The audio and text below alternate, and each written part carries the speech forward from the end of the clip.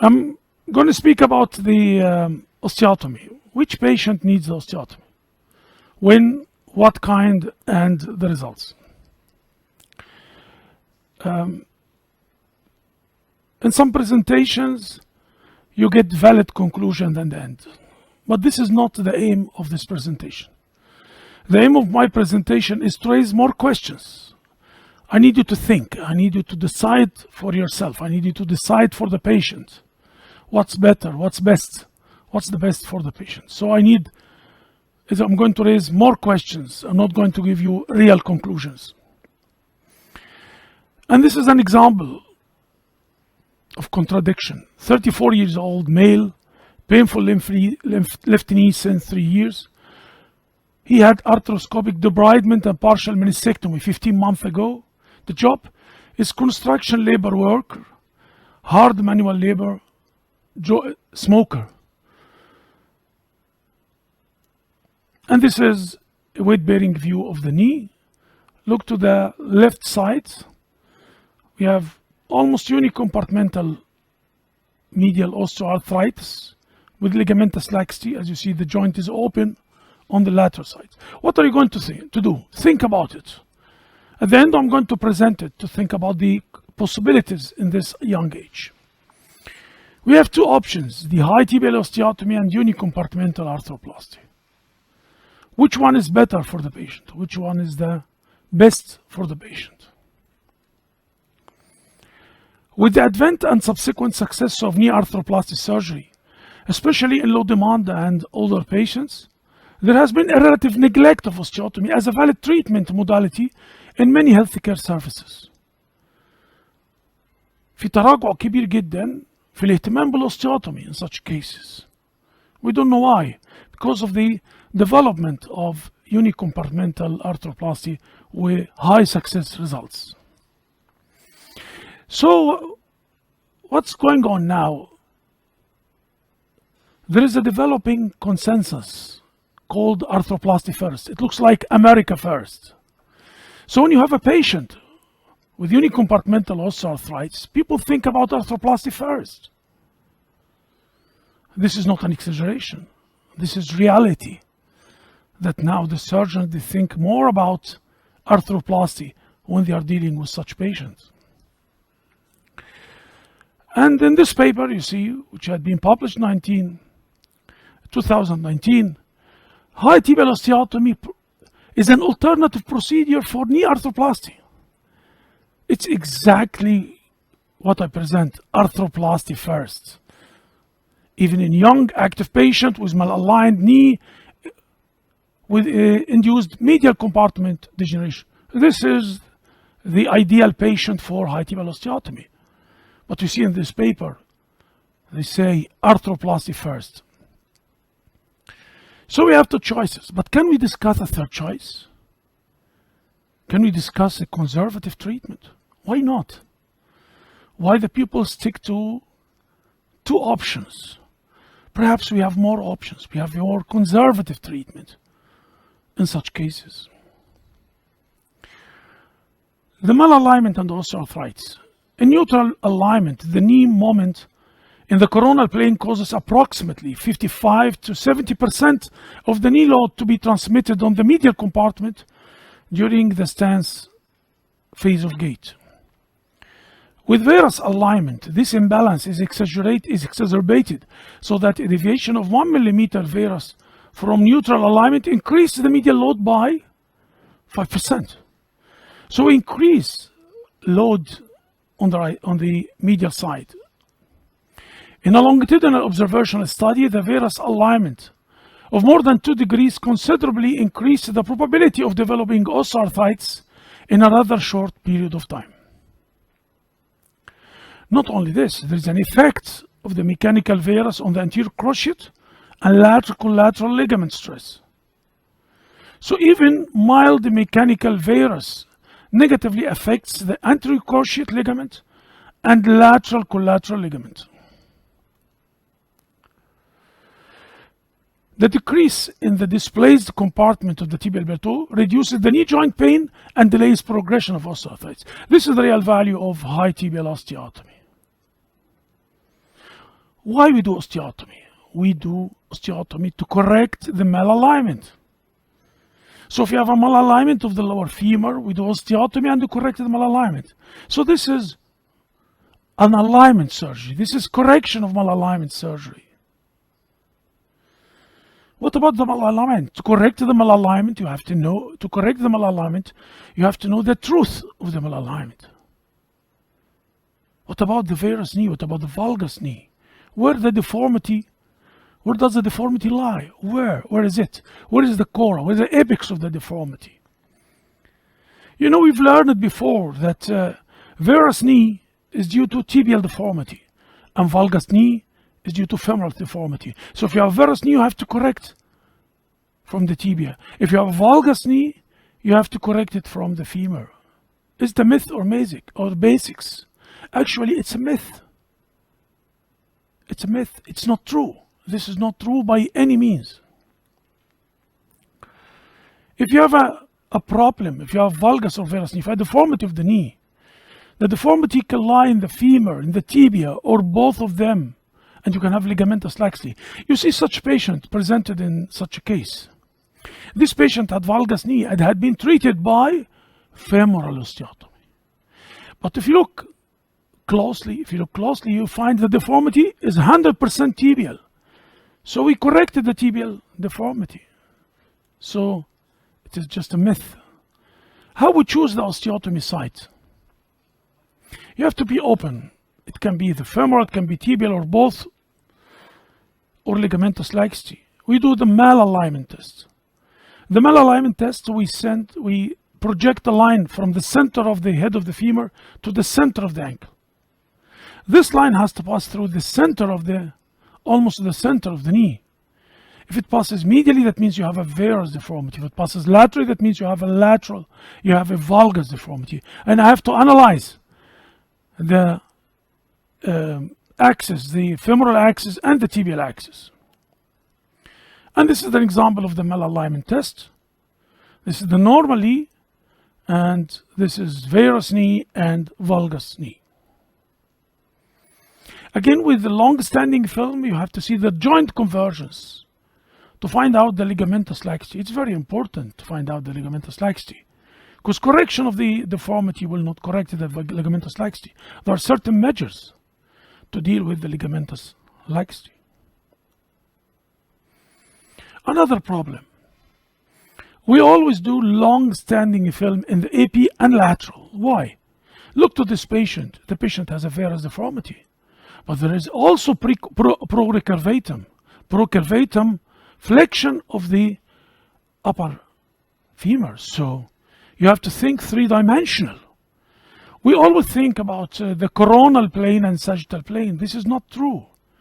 If you think about the deformity, you have 360 degrees. The coronal plane is just 1 degree or 2 degrees. This is the coronal plane. The sagittal plane is the vertical 2 degrees. So what about the other degrees? Mostly the deformity, it's not purely coronal or sagittal. The deformity usually in the oblique plane.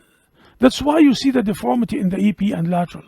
And people call this deformity sometimes biplanar deformity. It's not biplane, it's uniplane deformity.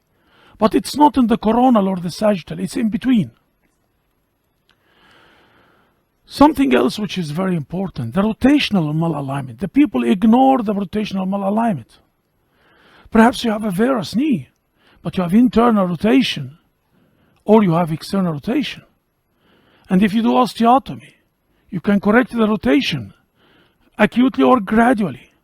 So in some cases, during evaluation of the patient, you have to evaluate the rotational malalignment. In such a case, we measure the angle of anteversion. We draw the axis of the femoral head and neck, and the axis passing through the femoral condyles, the posterior part of the femoral condyles. And this is for the femur. For the tibia, again we measure. We have the axis of the lower tibial plateau, and another axis of the two malleoli, medial and lateral malleoli, and we superimpose them to know the rotation of the lower tibia. So again, you have to analyze the rotational malalignment. If you do osteotomy, You are able to correct all the deformity. You are able to correct the rotational deformity. You are able to correct the flexion deformity, recurvative deformity, varus, valgus, whatever. And in many cases, in my experience, after having hundreds of cases of osteotomies, it's not almost always isolated varus or valgus deformity. What about the osteotomy site? In many cases of varus knee, the deformity is high up. It's almost intra-articular or just juxta-articular. So it's almost impossible to do the osteotomy at the apex of the deformity. So we do the osteotomy lower down than the apex of the deformity. When we do the osteotomy, not exactly at the site of the corra, we have to do some displacement to correct the mechanical axis. Otherwise, you correct the deformity by creating another deformity, and it's going to be zigzag-like or something like. So in many cases, in most of the cases of varus knee, you need to do your osteotomy just below the apex of the deformity. And in such a case, you have to do some displacement, and I will give you an example how to displace. Look to this picture. This picture has a severe varus deformity, as you see, and we did high tibial osteotomy. Usually we do the osteotomy, in my experience, below the tibial tubercle. So it's not exactly at the site of the deformity. So we have to do some displacement. In such a case, you see, there is medial displacement of the proximal fragment. There's medial displacement of the proximal fragment. And you see the mechanical axis from the center of the hip to the center of the knee. It lies far medial, far from the center of the knee. Again, the malalignment test on the left side, from the center to the center, is far from the center of the knee. And look, during the follow-up after 8 years of the osteotomy, displacement and correction, you see from the center of the medial, from the center of the hip to the center of the knee, it passes almost through the center of the knee. And on the left side, it passes through the center of the knee. This is how we correct the deformity. And in such cases, we have to do translation. Look to this picture, look to the arrow, the yellow arrow, and you see we did medial displacement. Why we do medial displacement? To keep the mechanical axis. So we do osteotomy and translation. So in many cases, we do osteotomy and translation to keep the mechanical axis perfect. Overcorrection is one of the principles of high tibial osteotomy. Multiple recommendations for postoperative valgus anatomic, which is very variable between the authors. Some authors consider between 5 to 13, 7 to 13. Usually we make overcorrection about 6 to 7 degrees, not more than 8 degrees. Most common reason for failure of osteotomy is undercorrection. You have to know this. Undercorrection is the most common cause of failure of high tibial osteotomy. But take care. Overcorrection needed to obtain long-term clinical results, but may increase the joint obliquity. If you increase it more than this, perhaps you are going to increase the joint obliquity. We have to assess the patient. This is normal. You have to assess the patient clinically, radiographically. So if the patient has pain, the gait, ligamentous instability, the thrust during walking, the range of motion, you should have a fair range of motion. Don't talk about osteotomy if you have a stiff knee. Radiological, we need to have a long-standing film, AP and lateral. Long-standing film. This is crucial thing. Because sometimes you have secondary deformities. What does it mean? If you have a deformity, a Blount disease or something, and the patient have a long-standing deformity, and started to develop osteoarthritis of the medial part of the joint, perhaps you are going to have a compensatory valgus deformity of the lower femur. And there is a rule. If you have a fixed secondary deformity and you are going to correct the primary deformity, you have to correct the secondary deformity too. So if you are going to correct in such long-standing cases the varus deformity of the upper femur, you have to correct the valgus deformity of the lower femur at the same time. Rotational profile. You have to examine the patient closely. Many patients, they complain with high tibial osteotomy of internal tibial torsion. You can correct that very simply during the osteotomy. You can do this clinically if you look to the patella and look to the foot. Usually the foot is externally rotated between 12 to 20 degrees. If it is internally rotated or externally rotated, you measure it and you can make the rotational profile. It's very important to do by CT the rotational profile. What's the rotational profile for the tibia? You superimpose two lines. The first line is passing through the posterior part of the medial of the upper part of the tibial plateau of the upper tibial condyles, and the second line passes through the medial and lateral malleoli, passes through both of them. When you superimpose them, you can know the rotational of the lower part of the tibia. And this is one of the patients which had the procedure. You see, we should do long-standing film of the lower limb, both sides, and long-standing film lateral. It's very important. In many cases, you have mild flexion deformity and you have to correct it.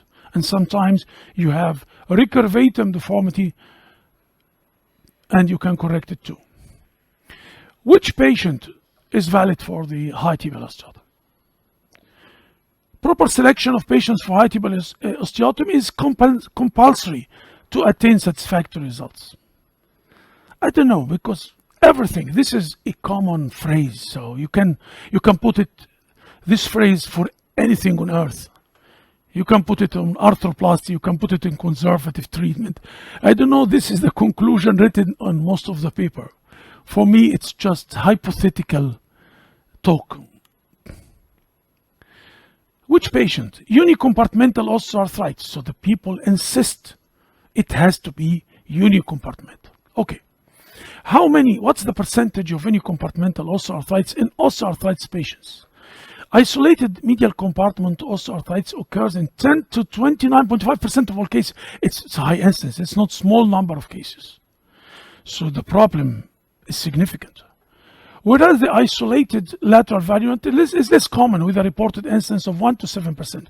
So osteoarthritis of the lateral compartment is far less than the medial compartment. So the ideal patient is the patient with a malalignment, with unicompartmental osteoarthritis.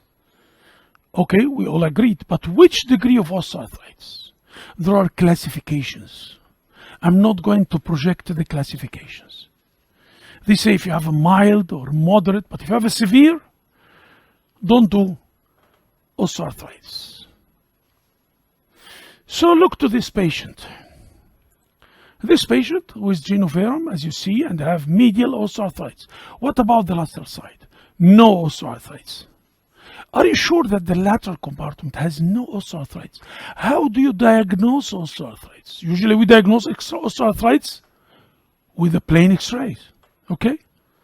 But we have other modalities now. We have MRI, ultrasonography, we have biomarkers, compositional MRI. So I think many of the cases which we think it's unicompartmental osteoarthritis, actually we have osteoarthritic changes in the other compartments. So talking about pure osteoarthritis purely in the medial compartment, again, for me, it's a hypothetical situation. Because there is no guarantee, especially we usually do as a routine only plain X-rays or just routine MRI, not compositional MRI, which detects very, very early osteoarthritis. Again, which patient needs osteotomy? Active patients, high level of activity, less than 60 years. But if you look to the literature in Japan, they make it 70 years, not 60. So if the patient is 68 or 70 years and is highly active, why not to do high tibial osteotomy? By the way, they claim very good results in Japan. And also in Asia, they claim very good results in such patients. Unicompartmental knee pain. At least 90 degrees of flexion. Yeah, you should have fair range of motion. What about ligamentous laxity? People put the ligamentous laxity as a rule.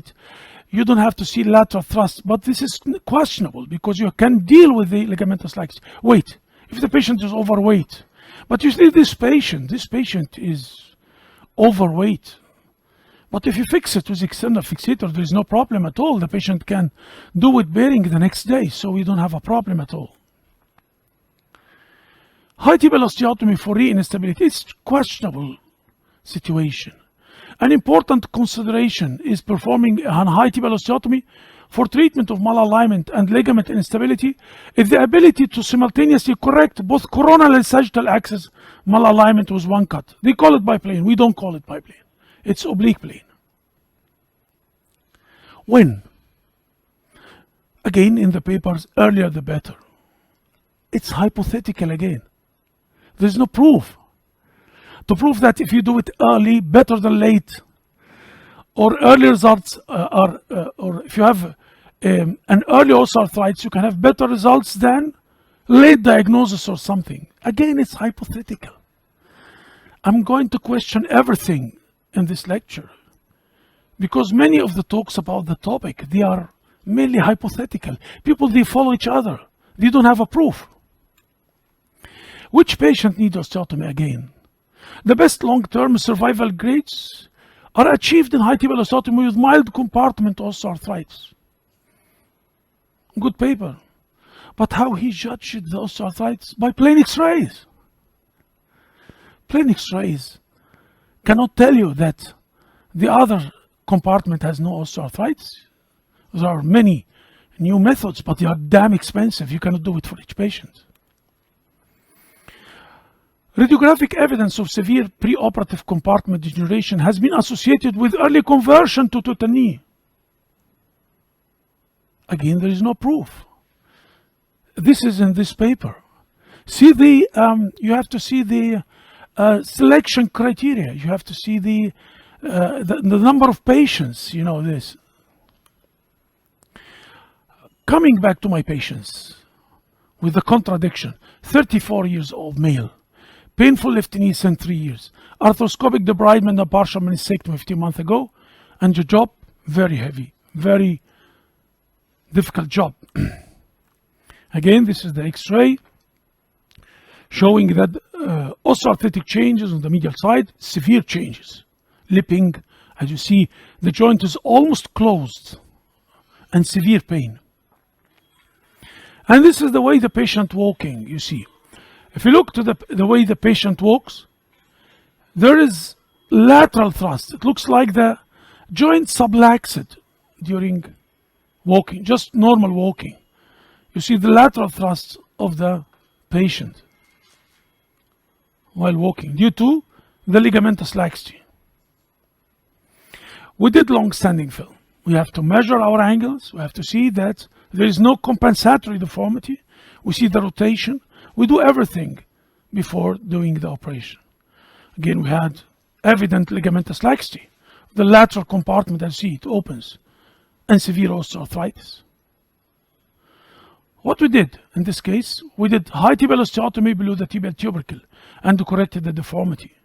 And we removed the segment about 3 centimeters from the fibula. And we fixed the fibula alone in a half ring. Then we did gradual descent of the fibula, 1 millimeter per day, just to tighten the lateral ligament. We tightened the lateral ligament, which is quite lax. Again, we did that distal distraction of the fibula, 1 millimeter per day. As you see, this is the fibula, you see the gap. The gap is decreasing, the gap is getting smaller. Again, smaller, till we close the gap. While we close the gap, the head of the fibula, we pull the head of the fibula down. And we allow the patient to do weight bearing. Because clinically it's very important. The patient has to, while doing weight bearing, we see that there is no lateral thrust. The knee is tight. You see, this is weight bearing view. And with the weight bearing view, again, long-standing weight bearing view, the joint did not open as we see before the operation. Again, we do long-standing film lateral because of the tibial slope. It's very important to follow up the tibial slope. In this case, you see there is a flexion of the tibial slope. This is not normal. So we have to correct the tibial slope. We put a distractor posteriorly and we corrected the tibial slope 1 millimeter per day. And this is the real merit of gradual treatment. This is the real merit of gradual osteotomy. You can change your mind 1.5 months after the operation. You can deal with all types of the deformities. You can increase the tightness of the ligament according to the way the patient walks.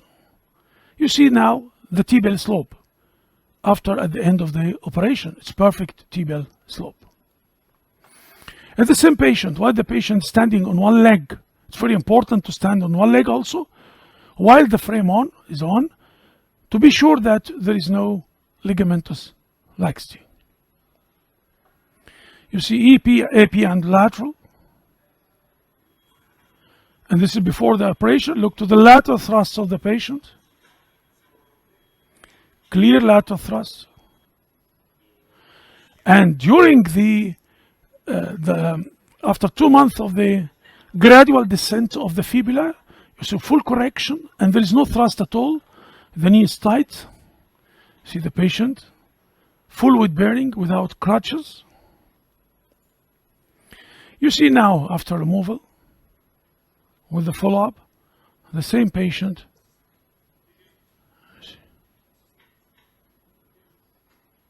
Here turn it back to his function, his normal job again. Again, this is before and after. I want you compare the results. The pain disappeared. And what I want to say, if there is any problem in the future, the possibility of arthroplasty is still there. But if you offer this young guy a normal knee, if you offer him or quite normal knee, to see the patient stands on one leg, to see the stability. If you can offer him a normal knee, I think it's far better than giving him artificial joints. What procedure is the best? Many procedures and fixation devices to perform. But it's important to have a precise alignment correction, rigid fixation, and ease of the possibility of total knee. Don't close this file. So don't do something which make things difficult for the surgeon if he wants to do arthroplasty later on. We have many combinations for osteotomies. We have closed wedge, dome-shaped, hemi-closed, open wedge, many fixation devices, external fixator, blade plate, plates and screws. What kind? Although modern implants and surgical techniques are being used, evidence supporting use of one method of high tibial osteotomy over another is lacking. People, each one is dogmatic. One said that high tibial osteotomy, no dome-shaped. For me, gradual osteotomy and using Lazarov external fixator is better. But there is no evidence to support that there is one method is far better than the other. The principles, the level of osteotomy, again, even the principles, the difference. People believe that it's above the tubercle, which is more common, because you have high healing rates, but limited range of correction. Below the tubercle, which we prefer, greater range of motion, more bone proximity for fixation, more bone to fix, lower healing rates, but if you have an external fixator, there is no problem at all. Internal or external fixation, it depends upon your experience. But in some cases, especially the very fat people, external fixator or cervical fixator has a merit. The patient can walk the day after, especially if he's young or even very old, because both of them, we don't want the patient to stay for fear of DVT or any other problem. Surgical accuracy of the knee osteotomy for the correction, the people sometimes suggested computer-assisted osteotomy. It's okay if you'd like to use the computer-assisted osteotomies. The long-term outcome of high tibial osteotomy. I'm not going to speak about it because we have two schools. In Japan and the East, they have very good, very high instance of good results with high tibial osteotomy, even at the age of 70 years. If you look to the American and English literature, the essence or the success rate of the long term is something like 60%, 60%. We don't know what's the difference between the North America and Europe and Japan and the East. Why those people have the best, far better results than the people in the North America. In Japan, they tend to preserve the original joints and have therefore performed high tibial osteotomy in more severely arthritic knees with a deteriorating range of motion. Even with a deteriorating range of motion, they broaden the indication in Japan. These cases then needed conversion to total knee at between 10 and 10 years after high tibial osteotomy, even if they deserve to have high tibial osteotomy afterwards. Total knee replacement after high tibial osteotomy, all data published failed to demonstrate statistically significant differences between the patients treated with primary total knee or a total knee following a high tibial osteotomy. People claim that if you do high tibial osteotomy, there will be a problem with the total knee. This is not true. In the papers, there's no true. There is no difference in the follow-up between the patient having primary total knee for the same indication, the people who had total knee after failure of high tibial osteotomy. So why not? Why to start with high tibial osteotomy? Another topic, you have to read it. High tibial osteotomy and other procedures. You can augment the high tibial osteotomy with other procedures. You can do stem cells, PRP. You can do abrasion arthroplasty with high tibial osteotomy. There are papers. And they claim good functional results. You see this paper published in 2019. The intraarticular injection of mesenchymal cell with high tibial osteotomy for treatment of osteoarthritis. And it gives good results, good functional results. So high tibial osteotomy allows you to give other options to the patient. You can use all weapons you have in your armamentarium with tibial osteotomy to have a lasting joint. You can use mesenchymal cells. So you can add tibial osteotomy to the newly biological solutions. You know, the revolution now is the biological treatment of osteoarthritis. This is the real merit. This is the real revolution. When you do biologic treatment, so if you have a problem with osteoarthritis and you correct the malalignment with osteotomy, you can use this breakthrough new treatments to have a lasting normal knee. In conclusion, in cases with unicompartmental osteoarthritis, there is no evidence to support the policy of arthroplasty first. There is no more arthroplasty first. No conclusion can be drawn on which technique is to be preferred, and the choice remains a matter of preference of the surgeon until further studies become available. High tibial osteotomy has acceptable long-term clinical and functional results that could not be underestimated by orthopedic surgeon under pressure to perform arthroplasty operation. So there is no more arthroplasty first option. It is osteotomy first option. Osteotomy first option. Osteotomy first option. Thank you.